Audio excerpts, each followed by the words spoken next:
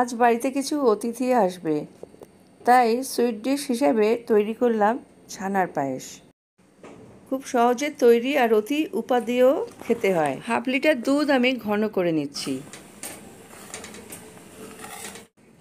2 table spoon milk powder আমি দুধে গুলে নিচ্ছি। খুব ভালো করে মিশিয়ে নিয়েছি। এবার আমি এটা দুধের সাথে মিশিয়ে দিলাম। সুগন্ধের জন্য 2টো ছোটো এলাচ ফাটিয়ে দিলাম। মিল্ক পাউডার মেশানোর জন্য দুধ তাড়াতাড়ি ঘন হয়ে যাবে। এরপর পনির নিয়েছি, ছোট ছোট পিস করে নিচ্ছি। এবার এই পনিরের টুকরোগুলো আমি ঘিয়ে ভাজবো। কড়াইয়ে গাওয়া ঘি গরম করে নিয়ে পনির আমি হালকা ভেজে নিলাম। অন্যদিকে আরেকটা পাত্রে আমি দুধ ফুটিয়ে নিয়েছি। গ্যাস অফ করে 30 সেকেন্ড মতো অপেক্ষা করে 3 চামচ ভিনিগার 3 চামচ জল দিয়ে ছানা কাটিয়ে নিলাম। ছানা ভালো করে ধুয়ে ছেঁকে নিয়েছি। এবার হাত দিয়ে স্ম্যাশ করে নিচ্ছি। এখানে নিয়েছি আমুলের মিঠাই মেট। এটা আসলে কনডেন্স মিল্ক ঘন দুধে মিশিয়ে দিলাম।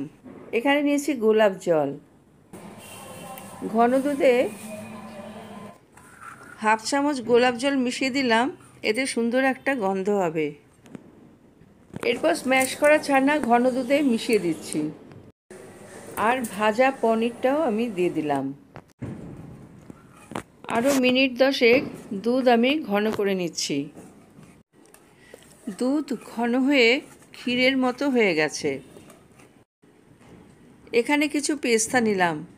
পেস্তাগুলো আমি ছুরি দিয়ে কুচি করে নিয়েছি। ছানার পায়েস আমার তৈরি হয়ে গেছে। এবার আমি নামিয়ে নেব। একটা কাচের পাত্রে ছানার পায়েস নামিয়ে নিলাম। উপর থেকে কুচি করা পেস্তা ছড়িয়ে দিচ্ছি। পেস্তা কুচি ছড়ানো হয়ে গেছে। এবার ডেকোরেশনের জন্য উপরে গোলাপ ফুলের পাপড়ি দিয়ে দিলাম। গোলাপ পাপড়ি ছড়িয়ে দেওয়াতে মনে হচ্ছে এটা যেন খুবই মূল্যবান একটা খাবার। এবার আমি ছানার পায়েস অতিথিদের জন্য পরিবেশন করলাম।